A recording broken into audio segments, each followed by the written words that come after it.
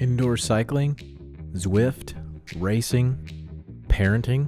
We cover those and all of our hopes and dreams in between. Welcome to the Talk Dirty to Me podcast, an entertaining look into the lives of everyday people trying to achieve virtual cycling glory from our basements and garages from around the world.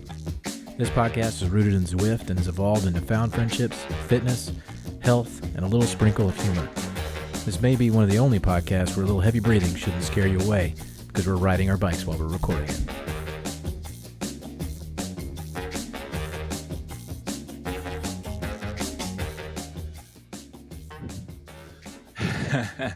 Welcome back, everybody, to Greg Shirtless.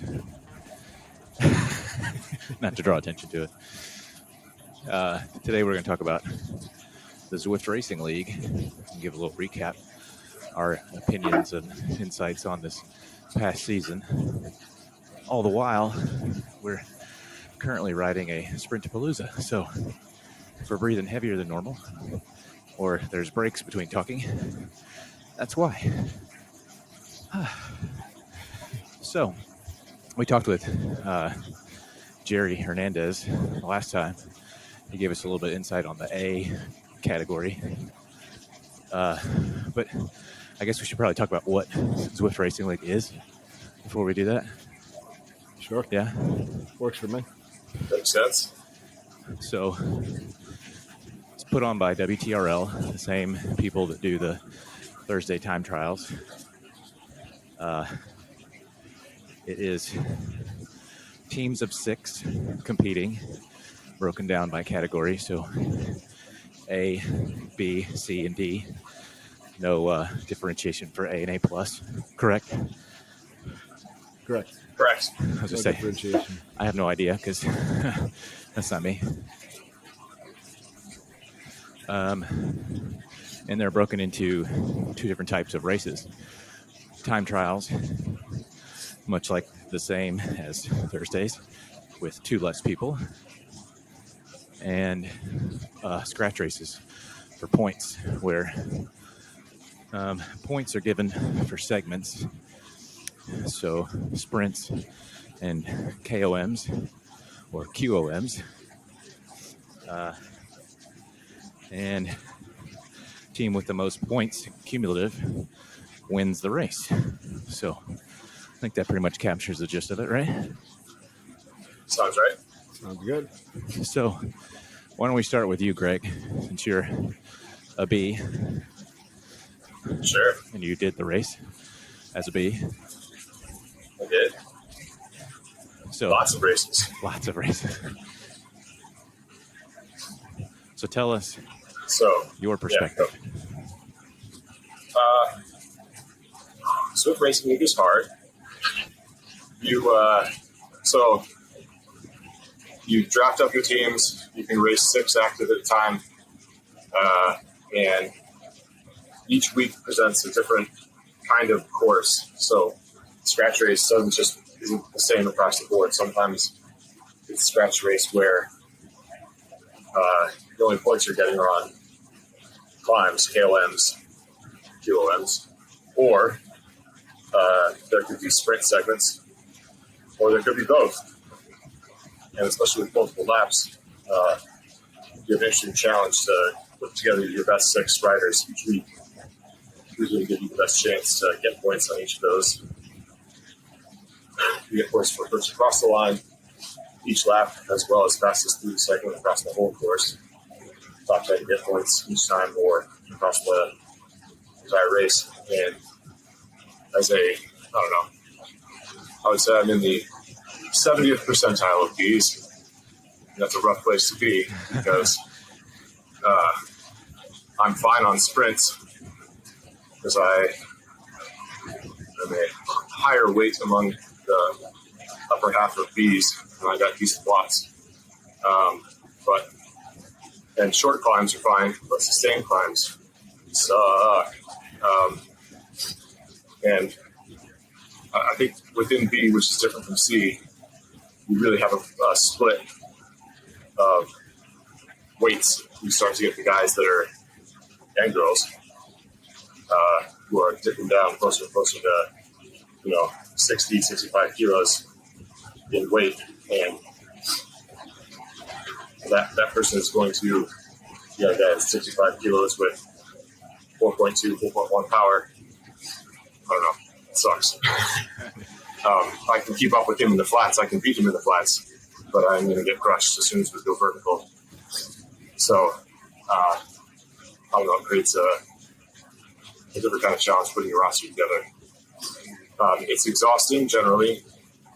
Also, the B's and A's have longer race times and distances than the C's and D's. So, C's and D's will do 4 laps or something. We'll do 6. And so, I don't know. Thank God for that, by the way. Yeah. Which I think they do that specifically to try and get everybody around the same time frame, right? Like 45 minutes to an hour. Finishing times around the same. I always tell myself they do that also to wear out and make the better B's pace better. Or I guess the spicier B's pace better. It has that effect. So when we're doing 6 laps of something crappy, everybody tends to get themselves back down into zone 2-3 power range during the non-contested segments. But yeah, I don't know. It's really hard. I've done it 2 seasons now. First season, it seems like each time I'd race, I would be broken afterwards. All right, we have our first sprint coming up. Just for those paying this attention. season was not so bad. I'm about to. I'm going to see how it goes. I'm going to give her a shot. This is going to hurt. You want to tell us why you might not be on your B game? My B game, yes, thank you. My fresh B game. Yeah. I got my booster yesterday between team time trials. It's supposed to give you a boost, right? So. My arm hurts a little, and my head hurts a little too. So we'll see. Why not add the legs to it?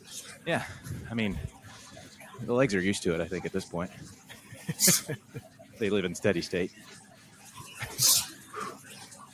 All right, moment of quiet for the rest of my body. For the sprint. Here we go. I think I'm going to sit this one out so I can talk. The audio version here. For sprint.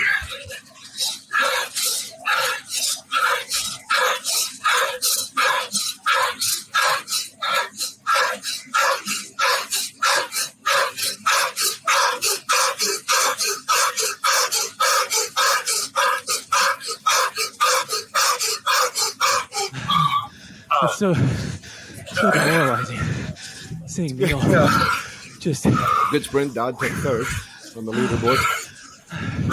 Banker close behind and fourth. Close. I started late. The timing is everything on the sprint. Yes. For those who may not know, Sprintapalooza is a weekly dirt race or event where the sole purpose is to pick a relatively flat course and hit every sprint. What makes it fun and interesting is you get to practice your sprint form, virtual sprint form, as well as learn how to sprint the different courses. So that works. Yeah, for reference there. Hang on. Yeah. Let you talk. Yeah, we have Neil and Joaquim Hassan were over a second faster than me. Yeah. They're too fast.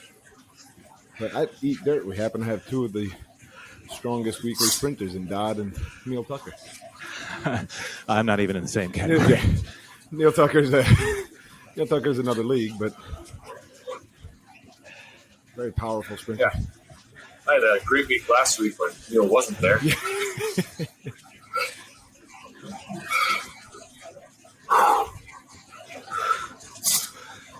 Well,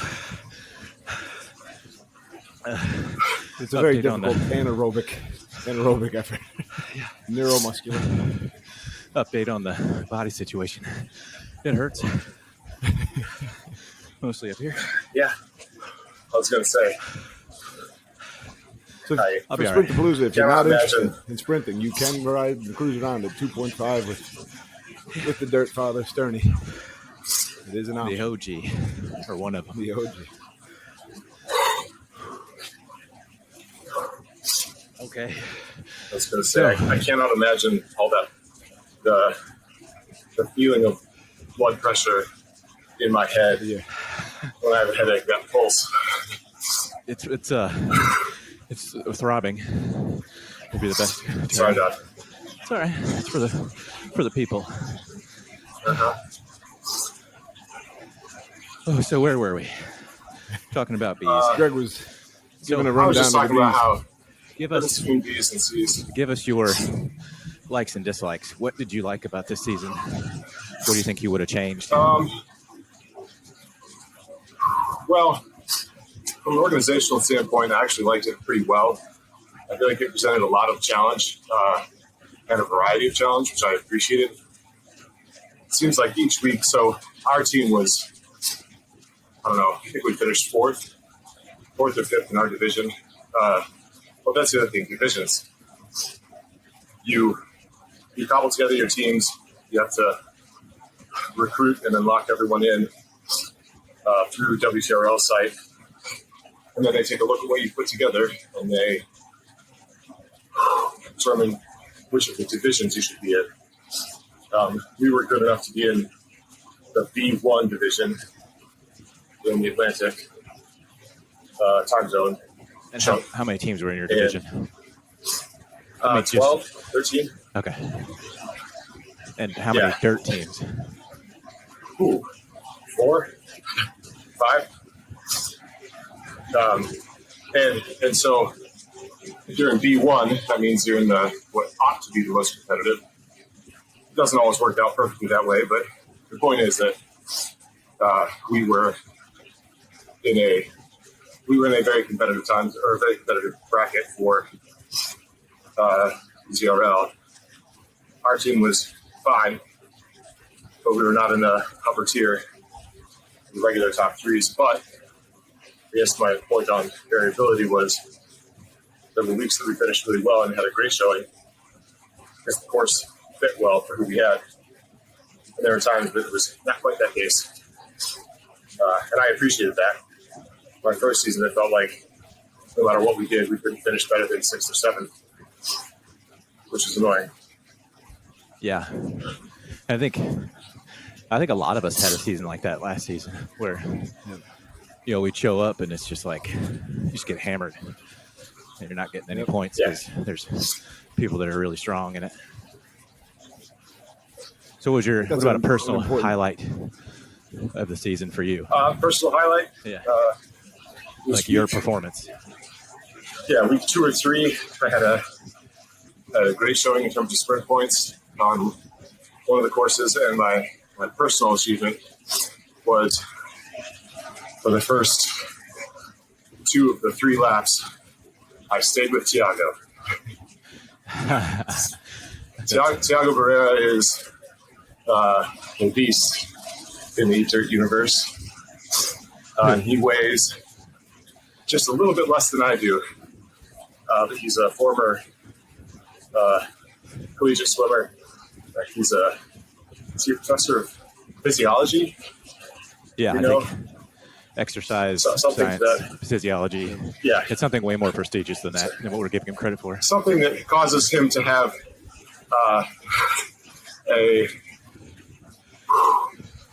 bike, an exercise bike in his office, a very nice treadmill in his office. I'm sure he has a rowing machine as well. Anyway, that was my highlight was I stuck with Tiago. I hung at the back. I sprinted at the right points for 2/3 of the course before he absolutely crushed me into oblivion. It's funny. Anyway. They're actually talking about Tiago in the Sprintapalooza right now and how he did 8 time trials yesterday. That's right. Yeah. 8 times up the New York Com Reverse. On a particularly spicy course. Yeah. Drew, Yes. you doing this one? Yeah, I'm going to probably hit this one. All right. I'm going to set this one out. but I'll get the next one. So, yeah, I think the B, to me, the B group, like you were saying, has such a split because you have some like A-powered low-weight riders that are challenging the upper echelon of B, which makes it even more of a challenge.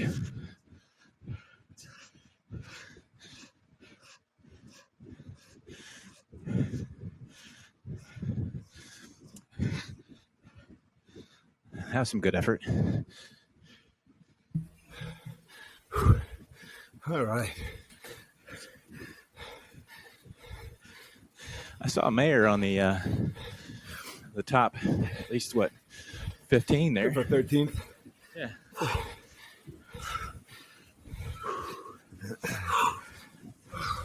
It'd be rude of me to immediately ask you to start talking, Drew.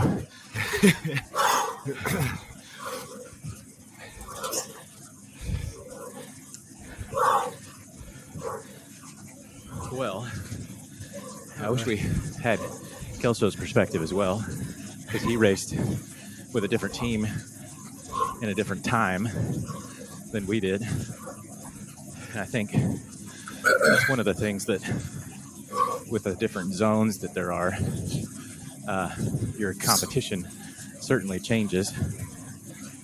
Yes. There's a lot of people in Europe that ride for us in the evening. I guess it's probably more America East, because Europe would be midday for us. My mistake. But the caliber of people varies from division to division in different zones. I'll agree. But we'll transition to a C perspective, which may be slightly skewed given who we have in this current conversation. I will say we're going to miss Sully's perspective on it.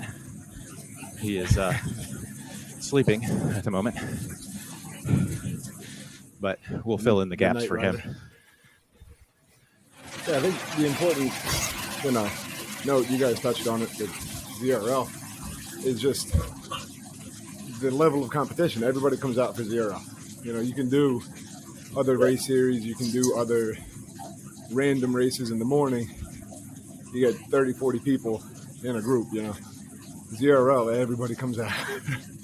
It's not uncommon to have 100 people in one race. Yeah, that's a good point. Our racing fields were huge, 70 to 80 deep every week. Yeah. Yep. Which, that adds to the fun and the enjoyment of it, why people come out every year, every season. Although I will say, our division, so we were in Atlantic C Division 1, which there was only one division, which I'll get to in a second because we put in some work behind the scenes. There were 5 teams in our division. Yep. 4 of those were dirt teams. 1 was herd. So we didn't have a huge field. Yeah, they're wonderful competitors and beautiful people. Very gracious.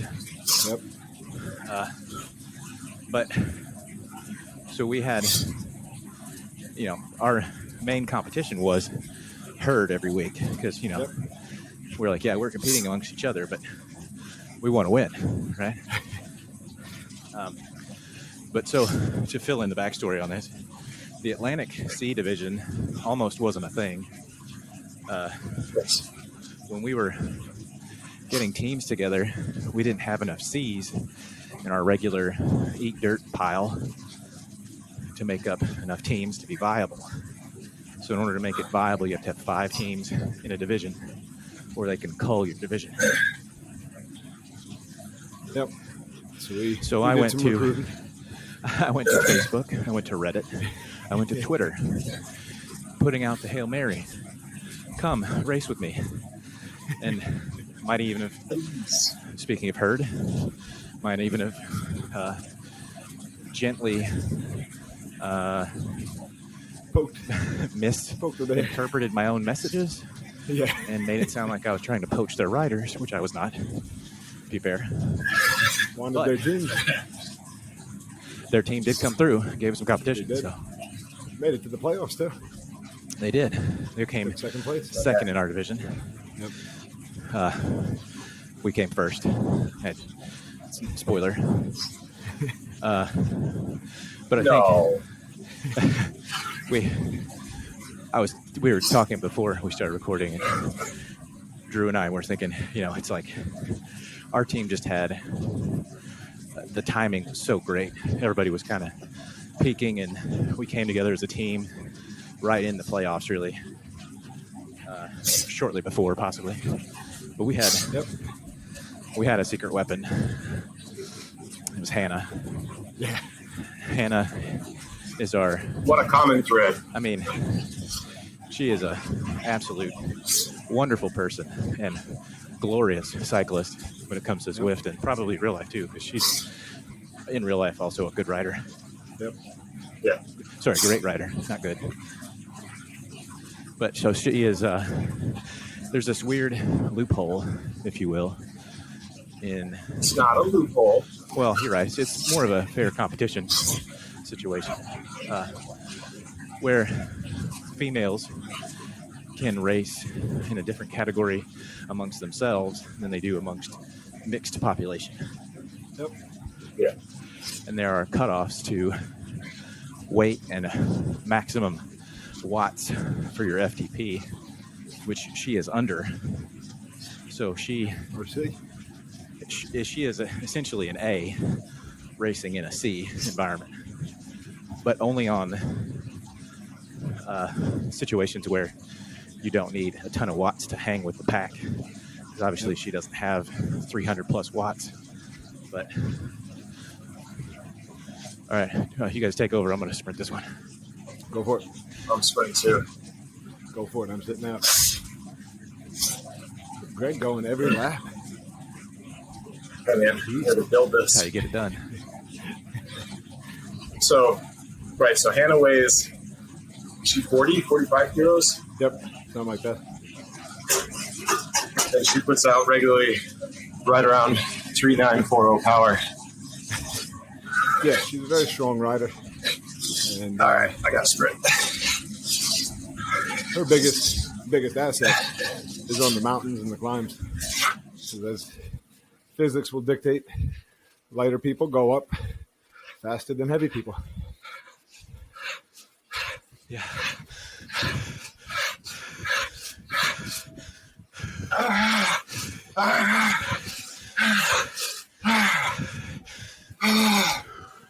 Come on. That one was ill-timed by me, and I was too close to the front.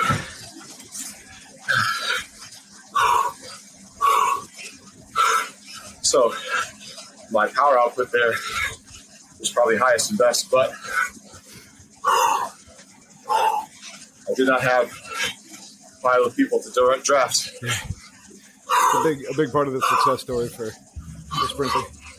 Seems counterintuitive, but you want to start in the back and use the people in front of you to surf through.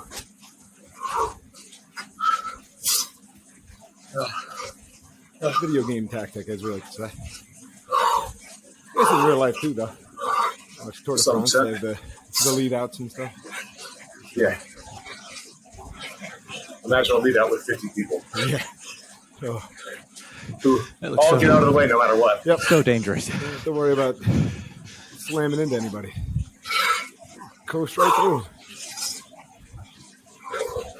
But yeah, so our team in C, we had our riders, our weekly riders, and people that we knew could suit different needs a little better than others. And like Greg was saying, I think the big thing is, what we learned from last season is just the strategy of it. We showed up last season and it was hard, it was tough. I think a lot of it was just everybody went for every segment, every time. Yeah. If you can pick your spots and have people do different things to pick up points, there's plenty of points to go around. So we did that a lot better this year. And I was where Hannah certainly fit in. On the mountain stages, climbing stages. Of which were there 3 or 4 this year? At least. I think she rode with us Yeah. 4 times in the regular season because you have to ride That's right, yeah. 4 times to be in the playoffs. Yep. So you have to ride half the races to be. I think she was with you one of the TTTs, wasn't she? Yep, Both of them. Yeah. And then I think like another 2 or 3 France. Yeah, scratch races. Yep. I remember. It was France because it was the Petite Com, right? Petite Com, yep. Yeah. Gosh. There's nothing petite about that little hill. The switchbacks are Petite horrible. compared to the Alps. So, Drew, what do you think? What's your likes and dislikes about the season? I think the biggest thing that I liked about the season was, the continuity of the team, the friendly competition. We'd already discussed the competition with Herd, but even just among the other dirt teams, every week it was friendly competition to try to get better, try to improve, which was a lot of fun. The banter in the dirt channel was always fun. It was cool to show up and know that there were people there that, give you a good ribbing, but it was all in good fun to try to get you to be better. Yeah. And come race day, we all support each other. Yeah, exactly, which was cool. So that was a lot of fun. Dislike, I mean, it sounds kind of funny because we do it every week, but racing that hard at 5:30 in the morning is never fun, never easy. Once you get into the race and you're going, you're good with it, but when you're waking up at 4:30 in the morning saying, "Am I really going to get on the bike and do a race right now?" So it was questioning life decisions a lot of times. But You're like, why did I commit to this? yeah, It's a horrible idea. Yep. But What about you? Have a personal achievement you're proud of? yeah, I have one think, for you, but I Yeah. don't want to take it away from you. No, mine honestly was that last regular season race in Mercury up the hill. As a team, we kind of got split apart the first time up the climb. And just kind of one by one, we regrouped. Sully was off doing his thing at the front of the race. But I think outside of our team, for fastest through and first across the line, I think other teams only picked up 2 or 3 other segments. So just as a team total, it was a really strong effort from everybody. We executed the bike swap perfectly. Yeah, which was fun. Some of us better than others. Yeah. But it was How many that was a fun one. laps was Mercury? Was that one for you guys? 1.5. Yeah, it ended at the calm finish. Well, like Yeah. right before you didn't Yeah. get points for it. So I think that was a fun one. I ended up finishing top 10, which for me on a bumpy course like that is an achievement. I So think that was, so. My view on not your achievement, but something that I know from you, being we've raced together for a while now, is that last points race in the playoffs. Yeah. Drew took a 6.5 minute pull to get Hannah to where she needed to be without any points awarded to him. He just did it. And without that, I mean, there's no way she'd have finished second. I mean, bravo to you, sir. Thank you. Man. That's the it was, domestique life. that was it. They said, falling off the lead group. Wasn't getting sprint points, that's for sure. And I was in the same group with Hannah. We were in that second group. And the group that we were in was not pushing. So I said, well, the group in front was going a little harder than we were. So I said, we got to try to get you a little closer. And that was all. Right. Interestingly enough, that was a good strategy that kind of just evolved. We never planned for that. But I think, looking back on it, maybe that's something we could have strategized for. Who knows? Yeah, I think that's one I of was those. going to say, Go ahead, Greg. well, I was just going to jump in before this sprint, that I remember you guys talking about your team, talking about how in each of the races, at least, there was something like that where everyone contributed something key Yep. to getting the win, securing the win, Yep. essentially maintaining season-long domination, Yep. which I think is cool. Yeah, it was definitely a everybody team had a moment. mindset for sure. Sprints. Get it, Greg.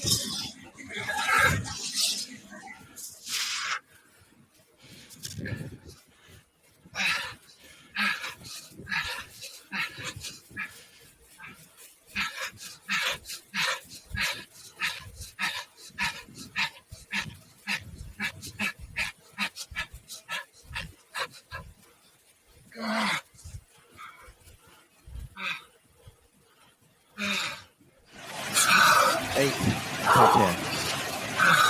When in a field such as this, that's always an accomplishment. So, good job.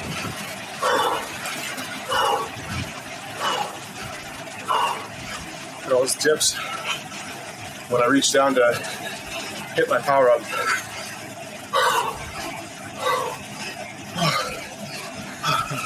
So, as Greg catches his breath. So, so I'll say our perspective on the C races obviously is skewed, as I said earlier, because we were at the top. So we were fortunate in the fact that our team was so strong. We came away with the win for every race, so we had a perfect season, which is unbelievable.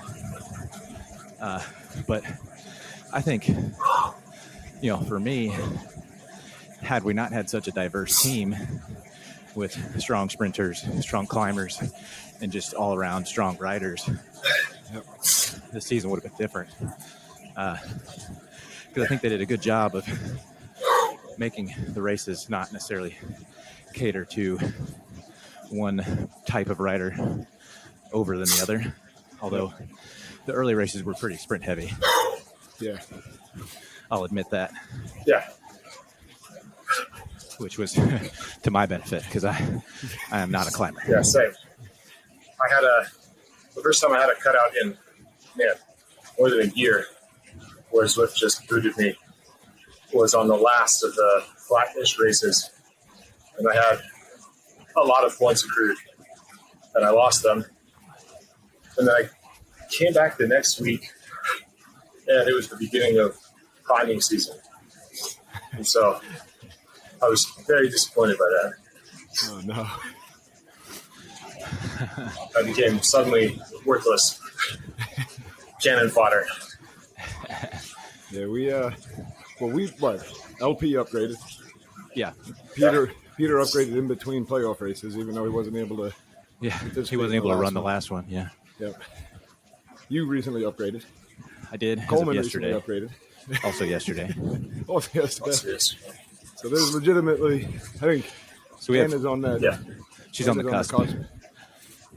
Sweet one. So half of our team has recently upgraded to B. During or recently as a result of the season. Yeah, So I feel like ZRL had to be what pushed everyone to the edge. So I'll say for my own personal achievement, last season I had started the season as a D. Yeah. But before D the as in first dog. race, I upgraded. Yep. So I was like a backup for last season. So I think I only did 4 or 5 races. Yeah. And was obviously at the bottom of the rung Yeah. when it came to C riders. So I made a challenge for myself. And I said, I'm going to be top C category by the time the next season comes around. So I went to work and I started doing train road and just getting the hours in. So I can say I achieved it, There you go. which I'm super proud of. Congratulations. The icing on the cake was the win. But I think Yes. even better than that was there was a moment during our playoff team time trial where we were a well-oiled machine. I mean, it was just clockwork. Yep. And it was beautiful. The team had come together. We knew each other's strengths. We knew who could take an extra pull or make that climb count, you know. We also had the very famous director sportif. That's right. Greg himself cheering us on and telling us to shut up and breathe. Yeah. My personal favorite. Yeah, that was a good one.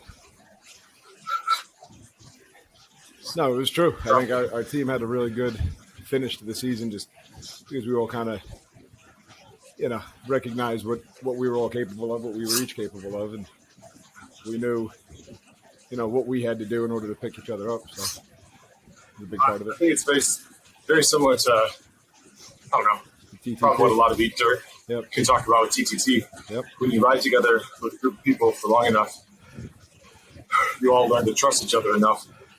I noticed getting to DS both of your finals races, how well people adjusted when things were crazy, or like, I think it was in the TTT, one of them, or it was in the TTT of the finals. I had to call Coleman to do something, and he was just like, yep, okay. I mean, that's Coleman's MO, but it was awesome. He walked right up and did it. Yep. I mean, he didn't walk. He was riding very hard, but it's just things like that when they click. Yep. It's cool. No, it's helpful. Yep. And you could trust them that they'll do it too. If they say they'll do it, they'll do it. Yep. Yeah. All right, I'm going to get in better position for this one. All right. Greg, a tip. Start winding it up before the U-turn. Yeah. You'll be up to speed. Makes a longer sprint, but trust me. This is the last one for the leaderboard. That's right. Who is it? Yep. Keep the banter up, Oh, Drew. finish. The banter. Yeah, I think the U-turn is the key for this course. Either just before it or like right at it. Instead of being in my top gear, I'm trying to go. So instead of the 10 tooth, I'm trying to go to the 11 tooth. Yeah. So I can spin faster. It worked a little bit last time. That's very technical talk. Trying to experiment.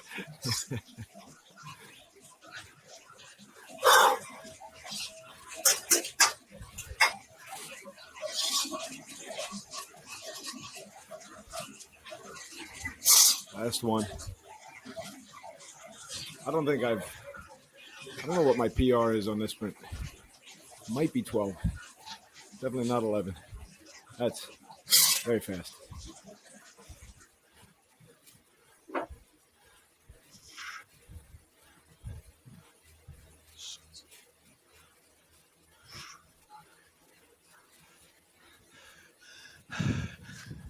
There you go, Dad.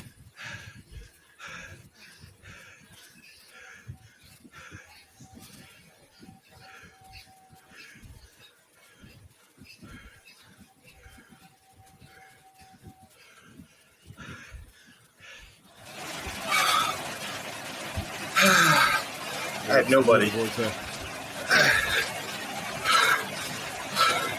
I was in the worst possible position. No group, nobody to surf with. I was back with Sterney, Yeah. not up with you, Don. I mean, yeah, 14 seconds. I was all alone. Yeah, that's tough. When you have nobody with you, there's nobody around. They're sprinting very hard.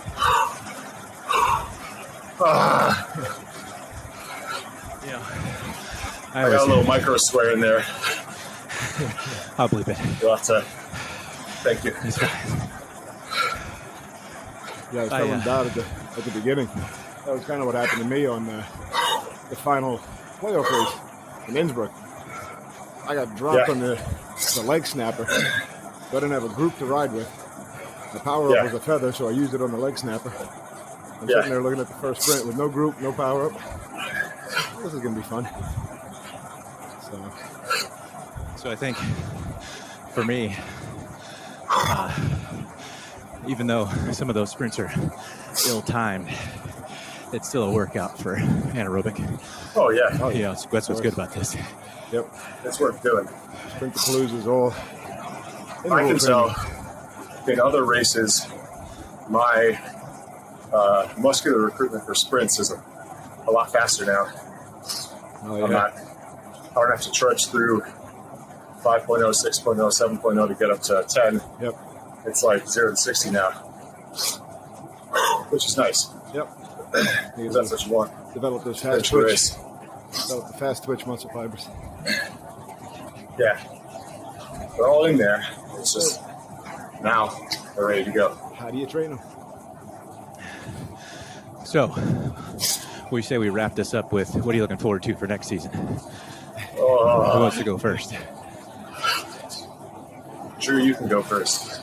I think for me, I mean, it's going to be the challenge of what I'm assuming is racing as a B. You know, even if I'm not a B at the beginning of the season, I'll probably opt into a B team just with the expectation that it's going to come at some point. Yeah. And taking your lumps that go with it. It was fun dominating the Atlantic C division last season, but like next challenge kind of idea is, you know, it would still be the challenge to repeat and do it again, but more challenging to push yourself against better competition in the B category. Not Which necessarily I think, better, just stronger because of category. Just based on category change, yeah.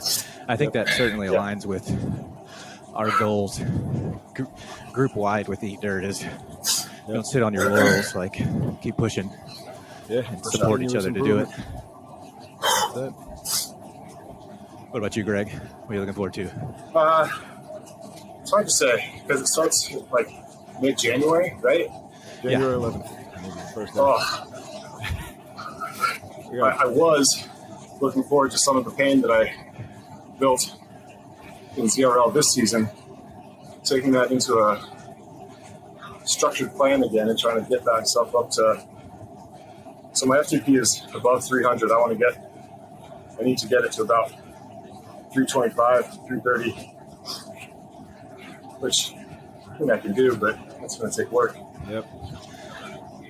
ZRL, if I race it this season, which I'm sure I'll get talked into it, I will probably most enjoy, honestly, racing with all the newbies, all you guys that were C's in Team Time Trial with me for so long.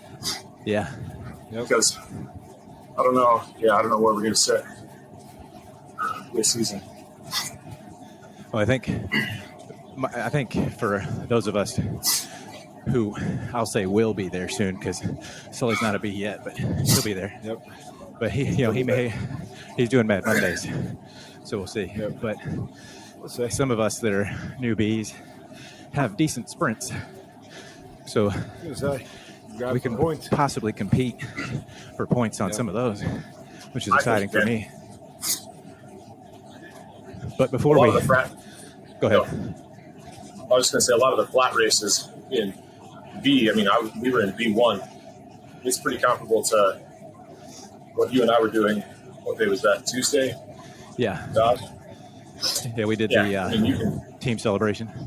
Yep. Yeah, you can absolutely hang with B's on a flat race and get points on the sprint. Yep. That's what I'm looking forward to, giving it a shot at least. So before we end this, since Sully's not here, I'm going to tell his story because it's glorious. Firstly, let me say, Sully does so much for the Eat Dirt community. Yep. He's puts tons of time into it. So I was fortunate to be able to help him organize the C division this season and offload some of that. So, hats off to him for sure. Yep. And just the type of person he is, he gives it everything. And when I mean everything, I mean everything. So the last race, we knew that 20-minute calm was not going to be to most of our favor. So he went all in on the sprints. And he was, he may or may not admit this, but he told me, so I'm going to tell you guys. He was nervous leading up to it. Yep. Here we're running the big show here, against teams we've never raced against. Yeah. I want to jump in for an organizational point real fast. Yeah. You race within your division all season, and then in the finals, first there's 2 weekends of final competition, playoffs, if you will. The first is a TTT, which everyone races in their normal time zone because you're basically racing against yourself, against the clock. Yep. But the second week is like a Premier League mashup with all the teams who have made it into the playoffs, and you all race against each other at the same time.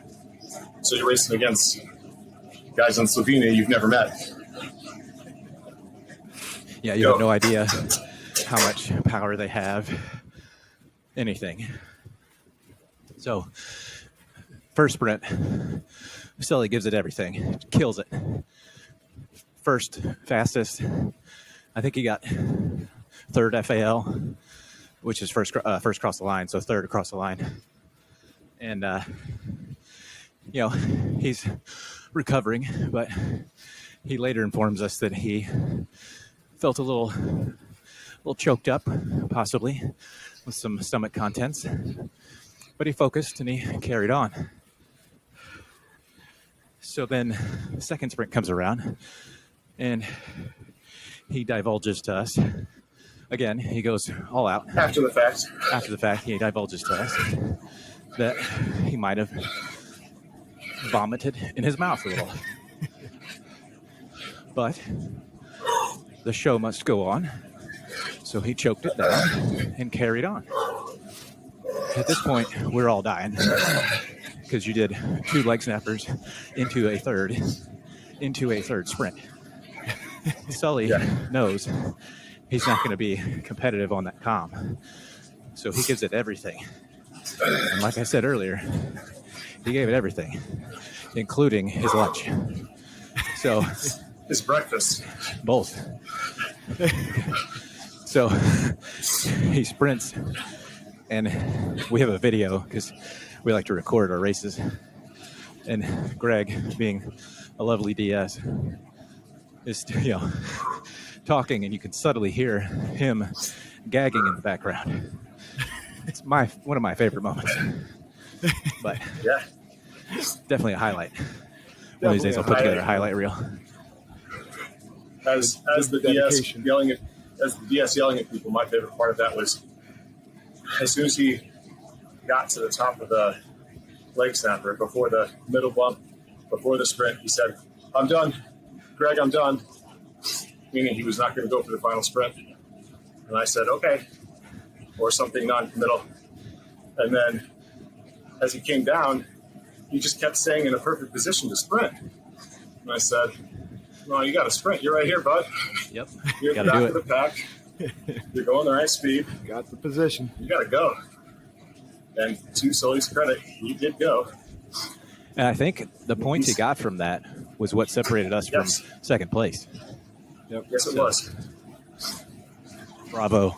I mean, Sully. Without those points, we may have still kept first, but who knows? That was my point, is who would have gotten those points if he didn't. Right. 100%. All right, because there were basically 2 teams nipping at your heels. One team that could sprint, one team that could climb. Yep. But neither had both. Correct.